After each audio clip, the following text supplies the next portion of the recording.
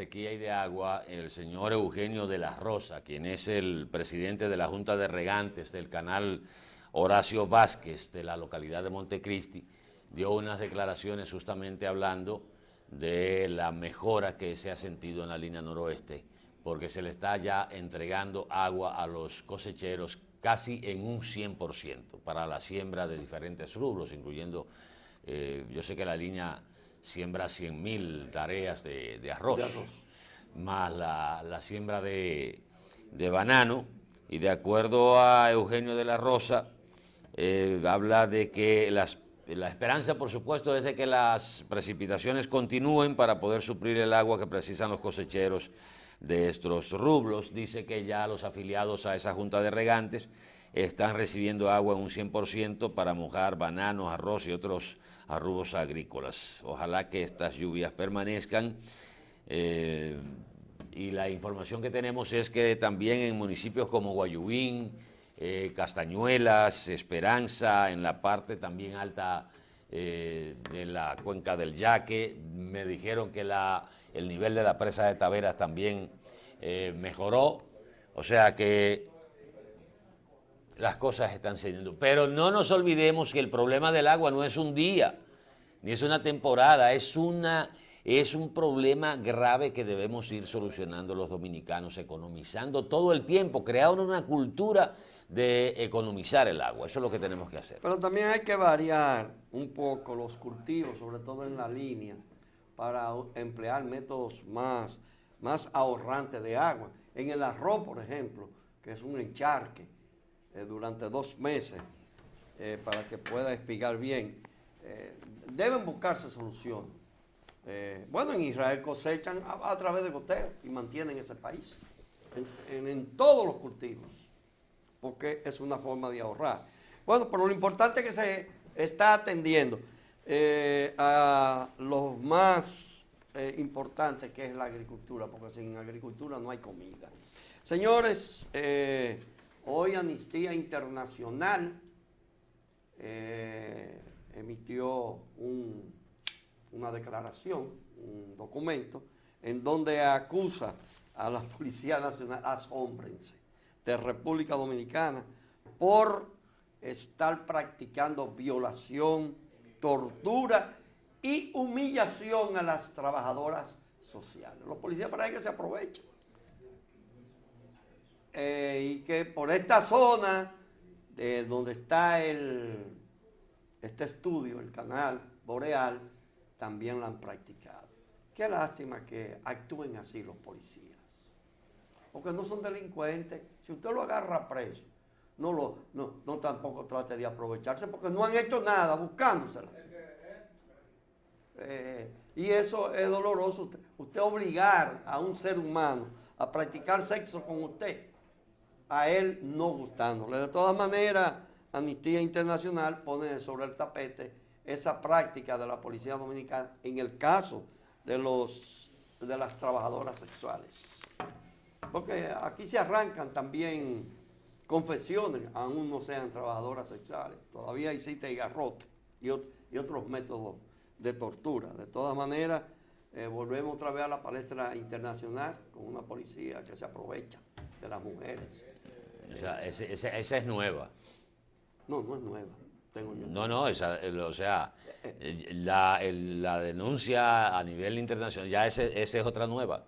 Esa es otra nueva.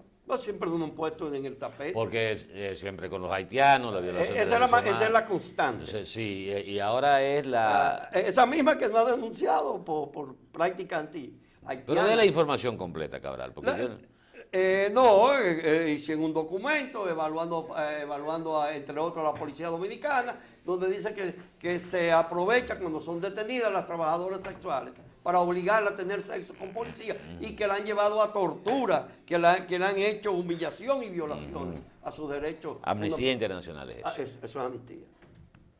Yo no sé, de Chepa no acaban con la cuestión de ¿cómo se llama? Allá en Pedernal. Carrizal. De Chepa.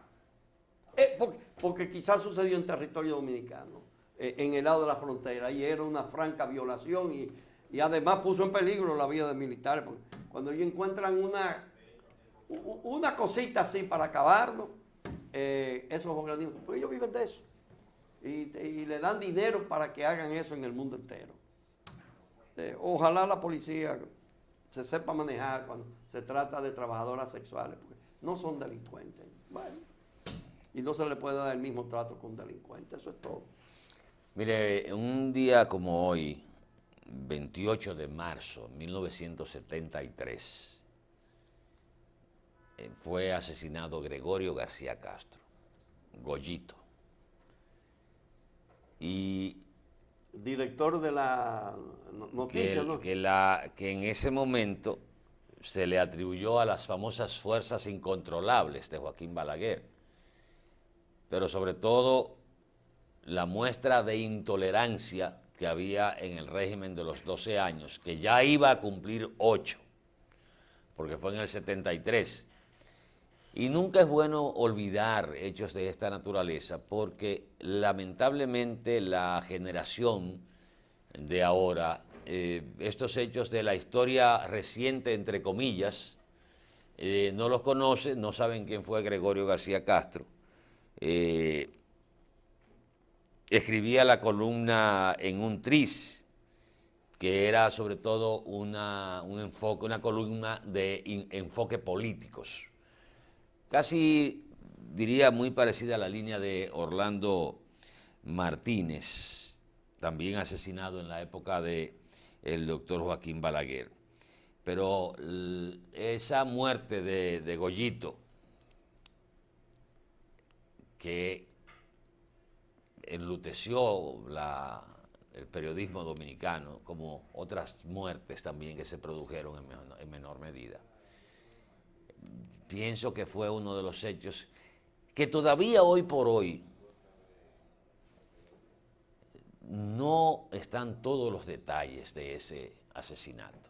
Igual que lo que pasa con Orlando, aunque vi unas declaraciones del juez Castillo Pantaleón que dice que la acción judicial contra Chirino por su involucramiento en el asesinato de Orlando Martínez no ha prescrito. Decía el juez Castillo Pantaleón, que fue el juez de la instrucción en el caso de Orlando Martínez, después de muchísimos años. Y en el caso de Goyito siempre quedaron interrogantes, siempre, de los sectores involucrados. Solo se hablaba de los incontrolables de Joaquín Balaguer.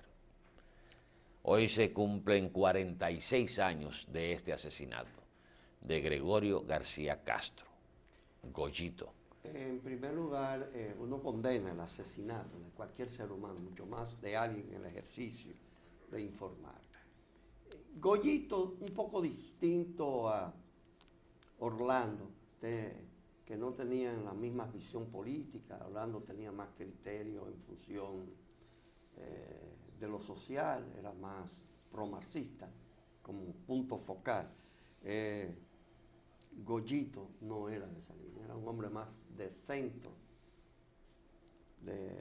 derecha, y parece que se involucró sin darse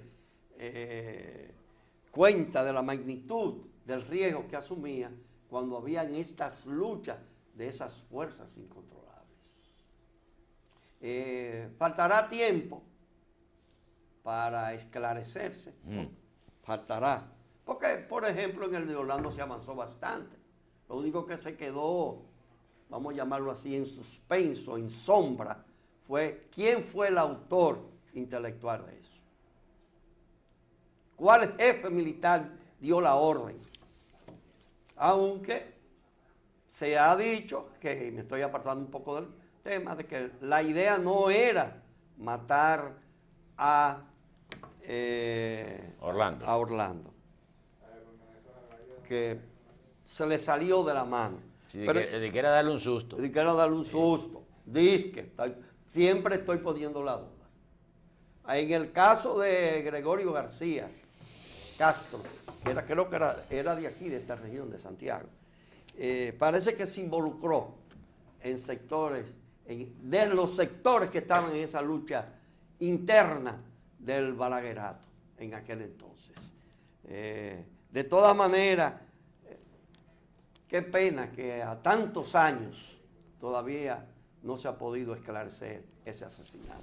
Porque inclusive hay una foto, porque a él lo llamaron y salió del periódico afuera, y se ve, qué coincidencia, que uno lo está señalando así, haciéndose el bobo, y fue el que le dio el tiro, vestido de civil. Vean las cosas de la vida. De todas maneras, tal vez es todavía, no llamemos prematuro, pero no se han dado las condiciones para poder establecer el esclarecimiento de ese vil asesinato de Gregorio García Castro. Aquí suceden muchas cosas, es un país de lo absurdo. Ustedes recuerdan que ayer hablábamos de que el caso de Miriam Germán y el Ministerio Público no había terminado. A raíz de que dimos la información de que la doctora Germán había sido favorecida con un auto emitido por una sala penal del Distrito Nacional, obligando o dándole un plazo a la compañía Claro Codetel para que le entregara todos los documentos relativos a la acción del espionaje a su línea telefónica. Bueno, pues hoy aparece en el periódico El Nacional una reseña que viene innegablemente de parte de la Procuraduría General de la República, donde el principal titular dice, o sea, el titular en el encabezado dice: Miriam votó 2 veces a favor de Richard.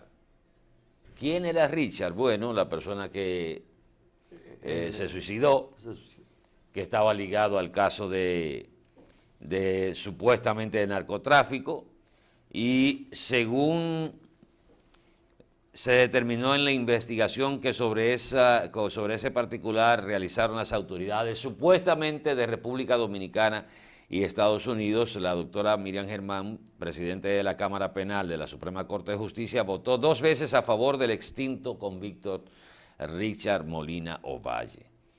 Y ahí se detalla que para comprobar la veracidad de la sentencia de la que el Nacional dice que tiene copia, se contactó a la vocera de la Procuraduría General de la República, Julieta Tejada, quien confirmó que ciertamente están en el expediente de la investigación de Molina Ovalle y que incluso copias de ellas pueden ser obtenidas en la Secretaría General de la Suprema Corte de Justicia y en el portal institucional del Poder Judicial, y ahí dan los números. O sea que esto va quemando por debajo.